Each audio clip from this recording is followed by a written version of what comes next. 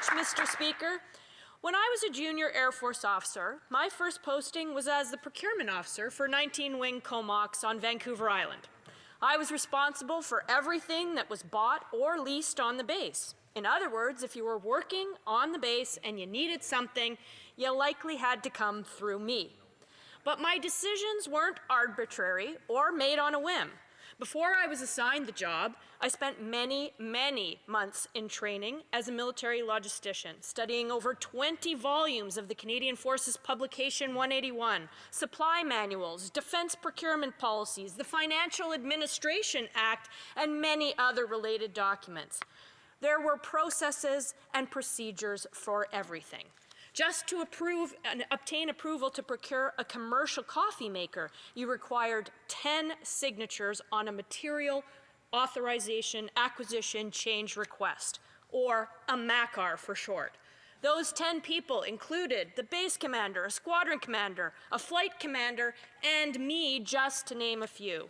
This bureaucracy was tiresome, to be sure, but it was essential to upholding that no one, not even the base commander, could use military funds, and by extension public money, to pay for, say, an outrageously expensive coffee machine purchased sole source that also happened to include a $1 million administration fee to be paid to anyone's husband, for example. There was no room for misconduct. As officers, we endured the necessary piles of paperwork to ensure that tax dollars were spent wisely and to preserve the honesty and integrity of the organization and everyone in it. If these were the high standards to which a junior Air Force procurement officer is held, should they be any less for the highest office in the land? So let's talk about the Prime Minister and his pattern of behavior of breaking the rules, giving money to his friends, using Liberal members to cover it up, and firing anyone who dares to stand in his way.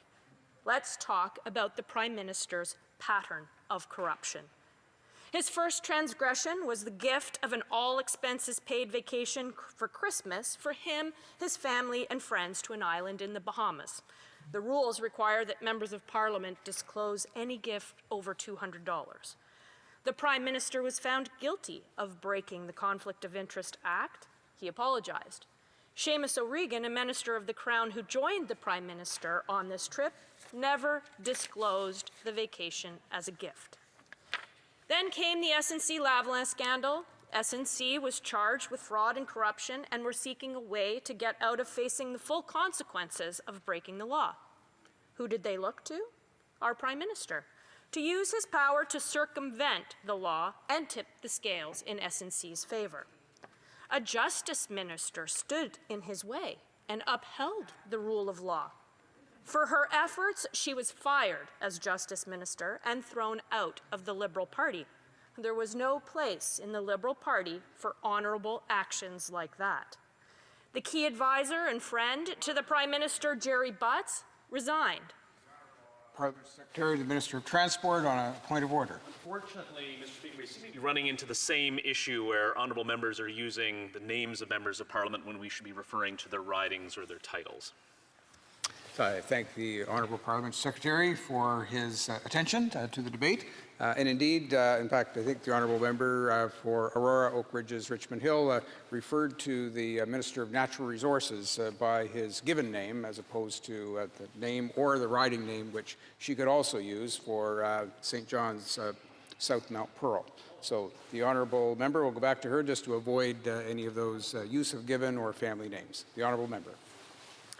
And the head of our nonpartisan, hard-working public service chose that moment to retire. Liberal members on the House of Commons committees attempting to investigate shut down all attempts to get to the truth. The Prime Minister was found guilty of a second ethics violation, but this time the Prime Minister showed no remorse. He had no intention of acting differently. He refused to apologize and instead doubled down, trying to convince us that it's okay to break the law for the right reasons, like helping your corporate friends escape the long arm of the law. Now, the Prime Minister has again used the powers of his office for personal gain. The Prime Minister attempted to award the We Charity a $912 million government contract. Yes, $912 million taxpayer dollars in a closed, directed, no competition selection process.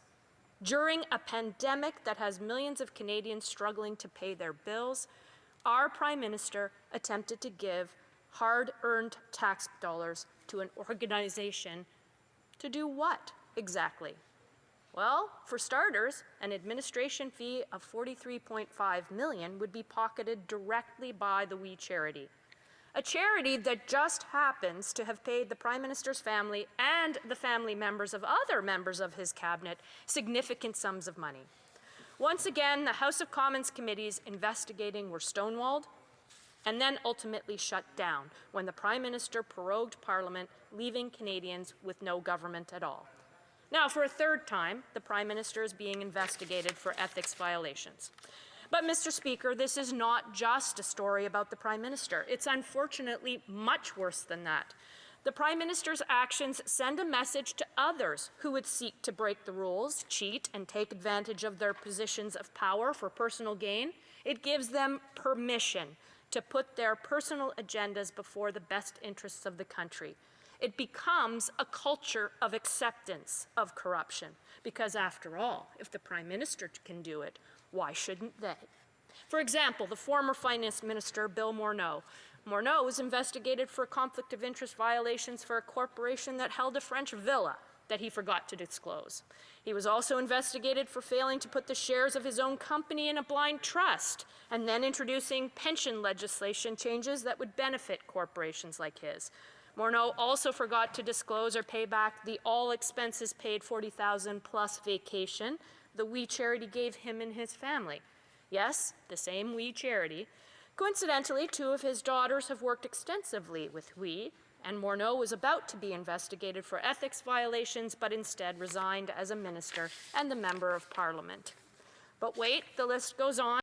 What about when the Minister of Intergovernmental Affairs and the President of the Queen's Privy Council broke the law when, as Fisheries Minister, he approved an Arctic surf clam license to the company his wife works for? Or when the $84 million contract to administer the Canadian Emergency Commercial Rent Assistance Program was outsourced to the company that PMO Chief of Staff Katie Telford's husband works for? What about the former Liberal Raj Grewal, who allegedly received $6 million that he didn't disclose to the Ethics Commissioner, and documents also claim that he solicited funds by deceit, falsehood, or other fraudulent means in connection with his duties of office as a member of Parliament?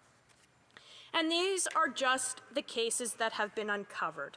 And like the tip of the iceberg, if this is the pattern of corruption that we can see, we can barely imagine the magnitude of what hasn't yet come to light, or what this government wants to make sure never comes to light. House of Commons committees are Parliament's version of the military's MACAR from a junior officer time all those years ago. Committees are our checks and balances. Committees' purpose is to investigate and to problem solve. Committees hold the government to account, identify where they failed, and committees are the work of members of Parliament get paid to do, to deliver fair, equal, and improved services for Canadians.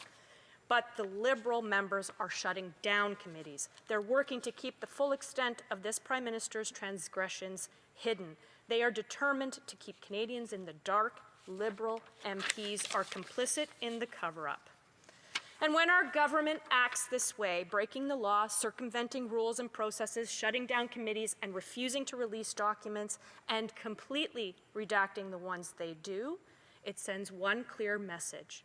They are not acting in the best interests of Canada, and they're not putting the Canadians' needs ahead of themselves.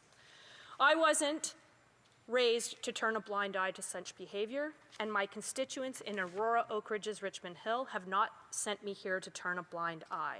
The citizens of this country did not elect this Prime Minister to use the powers of office for its own gain, and Canadians did not elect members of Parliament to help him cover it up. And during this pandemic, it's billions of dollars that are being spent. We need a special House of Commons committee to investigate how they're being spent. We need the facts. We need to uncover the truth. We need to know how bad it is, and we need to fix it fast. Canadians deserve honesty and transparency. When will this culture of corruption stop? When will we say, enough is enough? Thank you, Mr. Speaker.